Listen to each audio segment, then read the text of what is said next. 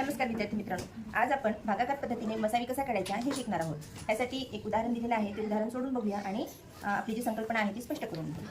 तर पहा, भागाकार पद्धतीने मसावी काढत असताना आपण मूळ अवयव पद्धतीने कसं मसावी काढायची किंवा मूळ अवयव कसे काढायचे हे आपण शिकलो, बरोबर आहे.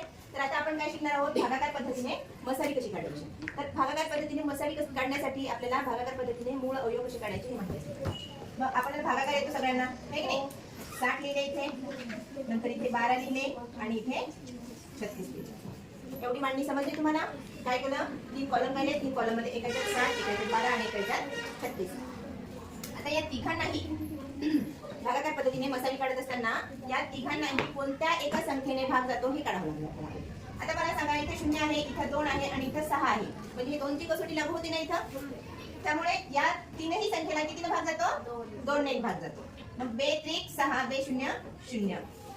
याला 2 सक 12, 2 एक 2 उरला 1, 2 आठी 16. इथपर्यंत समजलं. छान. त्यानंतर इथे 0 आहे, इथे 6 आहे, इथे 8 आहे, म्हणजे परत याला 2 न भाग जातो. 2 2 एक 2 उरला 1, 2 पंचे 10. भागाकार करत जायचंय. 2 त्रिक 6, नंतर इथं 2 सक 2 नवे 18, 2 नवे 18.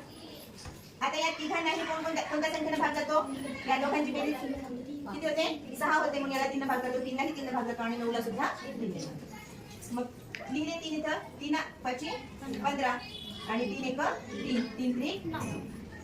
आता मला सांगा, या 5 ला आणि 3 ला एकाच संख्येने भाग जातो का, जात नाही. म्हणून आपण काय करणार, हे जे समोर आलेले आहेत संख्या, समोरच्या ज्या संख्या आहेत ते काय असणार आहे, 60, 12 आणि 36 चे मूळ अवयव असणार आहे. 60, 12 आणि 36 चे सामायिक अवयव असणार आहेत. काय आहेत, सामायिक विभाजक. कोणकोणते आहेत, 2, 2 आणि 3. कारण या 2 न तिघांनाही भाग गेला, या 2 न या तिघांनाही भाग गेला आणि या 3 न तिघांनाही भाग गेला. म्हणून या तीनही संख्यांना काय म्हणतात, सामायिक विभाजक. त्यांना काय म्हणतात, सामायिक विभाजक म्हणतात. आणि मग हे काय निघाले आपले, सामायिक विभाजक लिहिले. मूळ अवयव सुद्धा म्हणू शकतो आपण त्यांना. म्हणून मसावी बरोबर 2 गुणिले 2 गुणिले 3 बरोबर 2 गुणिले 4, 4 त्रिक 12, 4 त्रिक 12. म्हणजे 60, 12 आणि 36 या संख्यांचा मसावी किती आहे, 12 आहे. यावरून आपण असंही म्हणू शकतो, जर ऑब्झर्वेशन केलं तुम्ही छानपैकी, तर तुम्हाला काय आढळेल, इथं दिलेल्या संख्यांपैकी जी लहान संख्या आहे, दिलेल्या संख्यांपैकी लहान संख्या जी आहे ती संख्या, त्या संख्येने जर दोन्ही संख्येला भाग, राहिलेल्या 2 संख्येला भाग जात असेल, तर ती जी छोटी संख्या आहे ती काय असणार आहे, त्या संख्यांचा मसावी असू शकते. काय म्हटलं मी, दिलेल्या संख्यांपैकी जर लहान संख्येने राहिलेल्या 2 संख्येला भाग गेला, तर ह्या पद्धतीत, ही पद्धत न करताही आपण सरळ सरळ त्या संख्येचा मसावी हा ती लहान संख्या आहे असं आपण म्हणू शकतो, है की नाही. उदाहरणार्थ इथे 60, 12 आणि 36, याच्यामध्ये 12 ने 36 लाही भाग जातो आणि 12 ने 60 लाही भाग जातो की नाही. त्यामुळे 12 हा दोघांचाही मसावी, म्हणजे 12 ने 12 ला सुद्धा भाग गेला ना, 12 एक 12, 12 त्रिक 36, 12 पंचे 60, म्हणजे 12 हा काय असणार आहे, याचा मसावी आहे.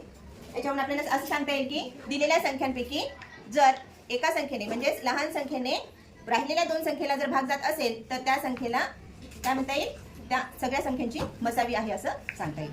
तसेच जर दिलेल्या संख्यांपैकी एकही मूळ अवयव सामायिक नसेल, दिलेल्या संख्यांपैकी एकही मूळ अवयव जर सामायिक नसेल, तर अशा संख्यांचा मसावी काय असणार आहे, 1 असणार आहे. अशा संख्यांचा मसावी काय असणार आहे, 1 असणार आहे. तसेच जर समसंख्यांचा मसावी काढायचा असेल, 2 क्रमगत संख्यांचा मसावी हा 2 असतो आणि 2 क्रमगत विषम संख्यांचा मसावी काय असणार आहे, 1 असणार आहे. ही गोष्ट आपण लक्षात ठेवायची आहे. आशा करते हा भाग तुम्हाला नक्कीच समजला असेल. ठीक आहे, धन्यवाद.